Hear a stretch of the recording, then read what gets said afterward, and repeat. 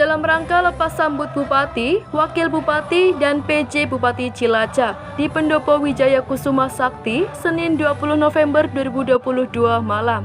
PJ Bupati Cilacap, Yunita Diah Suminar, meminta ASN di lingkungan Pemkab Cilacap bertindak dan bekerja keras dalam membangun Cilacap agar lebih bercahaya dan lebih maju. Kita bukan borju, kita bukan doro, kita adalah bedinde atau pelayan yang melayani masyarakat. Terkait dengan program jangka pendek, Yunita menyampaikan pihaknya akan berupaya menyelesaikan program-program pemerintah daerah, baik di bidang kesehatan, pendidikan, maupun infrastruktur di tahun 2023 mendatang. Yunita menyampaikan pesan dari Gubernur Jawa Tengah, Ganjar Pranowo, di Cilacap harus bisa mengatasi stunting. Di Cilacap saat ini mencapai 17,9%, karena Presiden sudah menyatakan stunting harus di bawah 14%. Mantan Bupati Cilacap, Tato Suarto Pamuji, mengucapkan banyak terima kasih kepada seluruh pihak yang telah mendukung jalannya pemerintah saat beliau menjabat. Tato berharap sumbang asih yang telah diberikan bisa bermanfaat bagi masyarakat Cilacap. Mantan Wakil Bupati Cilacap, Syamsul Aulia Rahman, mengatakan ke depan oleh PJ Bupati Yunita Diah Suminar, maka Cilacap akan disempurnakan dalam segala bidang dengan pengalaman yang dimiliki beliau. Dengan harapan di bawah kepemimpinan Bupati baru, Cilacap akan semakin sejahtera. Apakah besok saya masih diterima oleh Badan Alam ini yang saya pikirkan? Saya SKM itu, kalau SKM itu disingkat susu kental manis. Gak apa-apa, guyonan selain hari ini besok saya sampaikan oleh Pak Tato sebagai Bupati Cilacap 3 periode ya. Kemudian dengan Pak Samsul banyak hal yang sudah dikerjakan. Tentu saya harus meneruskan hal yang baik. Ketika ada kurangnya, ada bolongnya, maka itu tugas saya untuk bisa kemudian menutup bolong-bolong itu. Tapi yang paling utama adalah saya harus dorong integritas, tetap dorong integritas. Siapapun, tadi saya sudah sampaikan, entah itu ASN, entah itu DPR sebagai legislatif, tentu kita harus nyengkuyung bersama supaya Cilacap lebih maju. Jadi tidak ada yang bisa dikerjakan sendirian.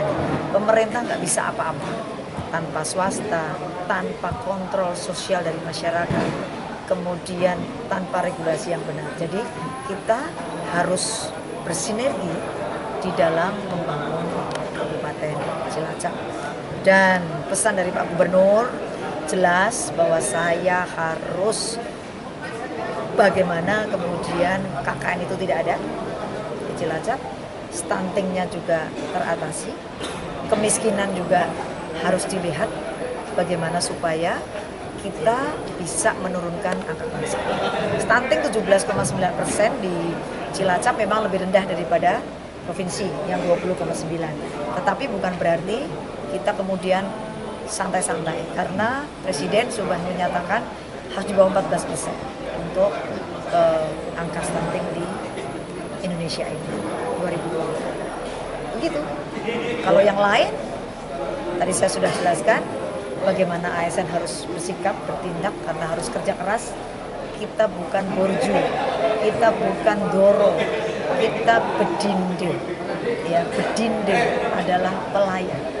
Kalau pelayan, maka bagaimana tuan kita menjadi senang dilayani oleh kita. Dan tuan kita adalah masyarakat. Oke?